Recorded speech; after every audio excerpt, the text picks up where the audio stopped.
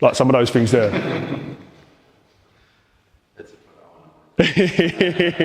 The answer is different for everyone, but the solution always begins with one thing. Come in. All right, so welcome everyone. Thank you for coming, first and foremost. As you know, it's the second event of 2024. I want to get the boring bit out of the way first. Basically, at a previous meetup, about 8 months ago, I'd done a little talk, and I'd like to do the same today. Previous talk was about goal setting.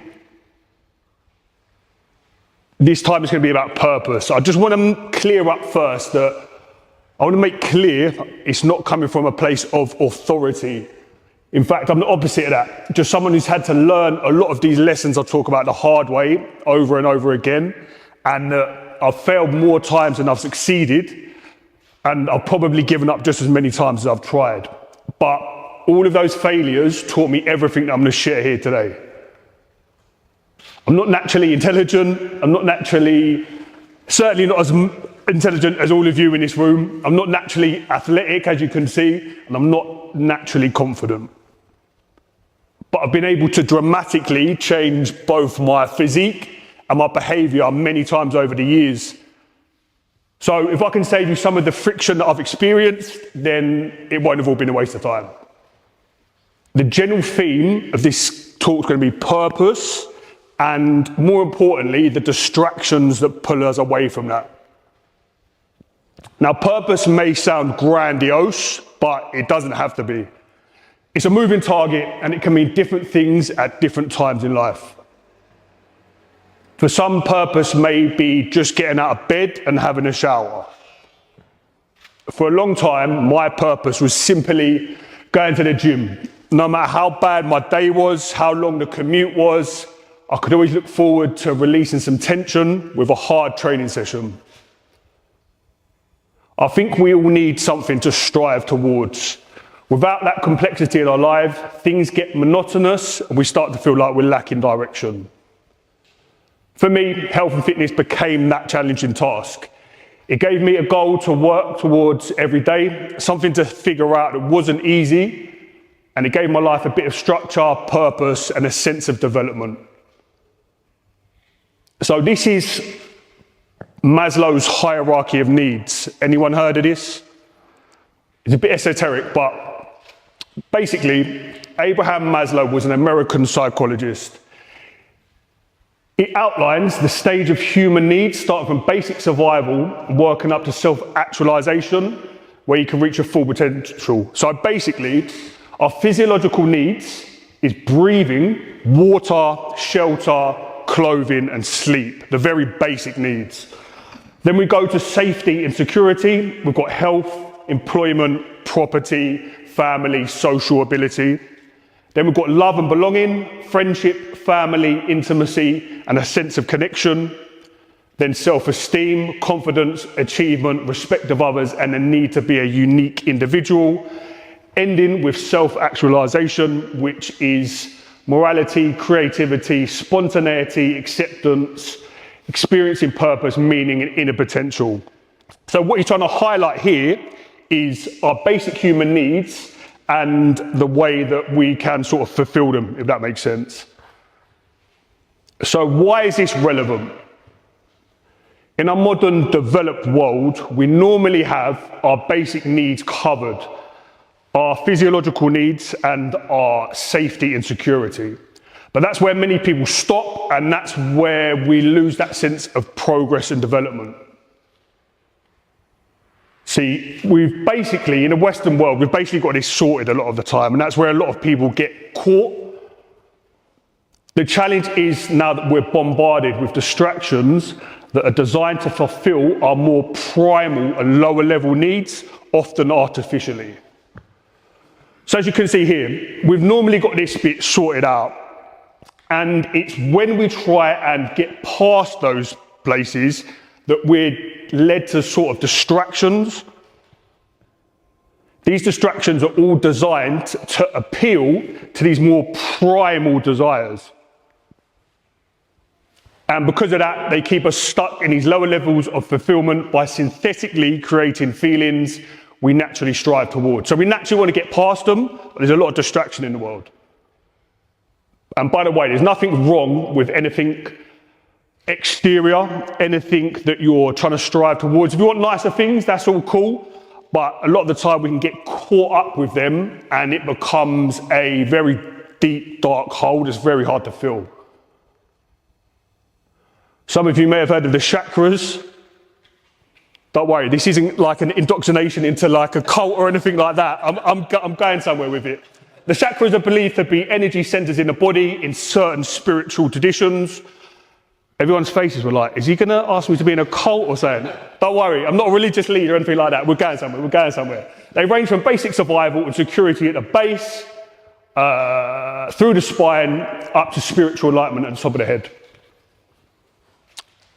Now, I'm not here to get too woo-woo or esoteric with all of this, but don't subscribe wholeheartedly to either the Western scientific or the Eastern more spiritual approach.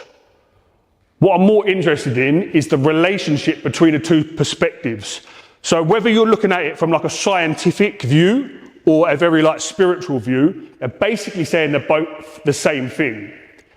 The way I see it, anything that keeps us stuck in these lower levels of desire, whether it's distractions, habits, material things, is keeping us from a deeper sense of purpose, and it's keeping us from realizing our potential. And I think that's why there's such a mental health crisis in the world today. We've built a society that values the wrong things: money, possessions, appearance, and that leads to an emptiness we can't fill with more consumption or materialism. We now derive feelings of love and belonging from social media followers that don't even know us. We get a sense of self-esteem from material items. But these feelings are very short-lived, and we end up needing more and more to satisfy that urge, and the cycle continues. More consumption, more materialism, and more distraction. Society has taught us to chase these things, but they leave us unfulfilled and without that sense of purpose. Now, with so many things appealing to these lower level desires, it's easy to sit around and have those desired fulfilled very instantly. This is called instant gratification. The desire for immediate pleasure or satisfaction. We want it now, and we'll take the easier option even if it's not good for us. So if you take anything from what I say here, I know it went a bit weird, but everything we do in life is basically desire, action, and reward. I hungry, I eat food, I full. Boredom or dissatisfaction, entertainment or distraction, relief, albeit temporary. The quicker you get that reward, the less fulfilling it actually becomes. But when you begin to lengthen the time between desire and reward, that reward becomes so much more meaningful. This is what we call delayed gratification. So the process looks like this: desire, action, so we've stretched out the time between desire and reward, and then reward therefore becomes more fulfilling. It takes time, but it makes it worthwhile because fewer people are willing to delay that gratification, making the reward less common, therefore more desirable. Now, on a neurological level, your brain can't distinguish between the reward chemicals that are expressed, right? So all of these are neurochemicals: dopamine, serotonin, endorphins, oxytocin, norepinephrine, amyloid, GABA, and N-acetylcholine. So your brain, is going to excrete these reward chemicals no matter what the action is.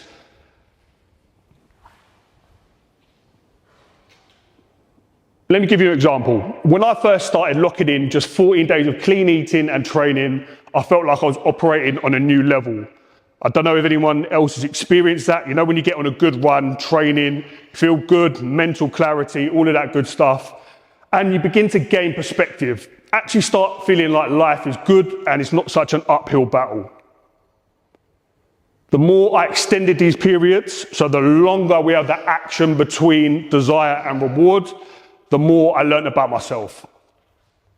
The most meaningful accomplishments I've personally come up with in my life have been after these extended periods of delayed gratification. Again, desire, action, reward. And that's why I love setting people up with a goal. When we shake hands and commit to a specific period, we're committed to seeing it through together. So things like these events, just as much for me as they are for other people. When I personally lock myself into committing to something, you begin to skip those quick fulfillments and you extend that action. In fitness, it's easy to see this process in action, but I'm not under any illusion that just quote unquote getting in shape will solve all of life problems. However, the skills you develop during these extended periods of delayed gratification, self-discipline, patience, resilience, self-control, emotional regulation, and critical thinking, these will help in whatever you choose to pursue in life.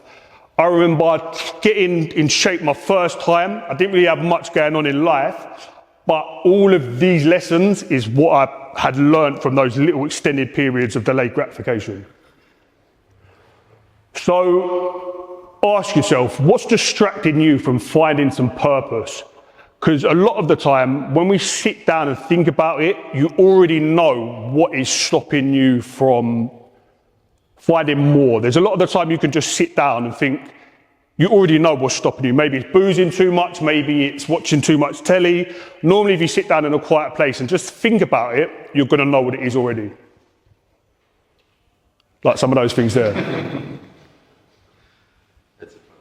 The answer is different for everyone, but the solution always begins with one thing: delayed gratification. Take time, put in the work, extend the time between desire and reward. You'll find the reward to become far more satisfying and often have more of an impact, not on just yourself, but others around you as well.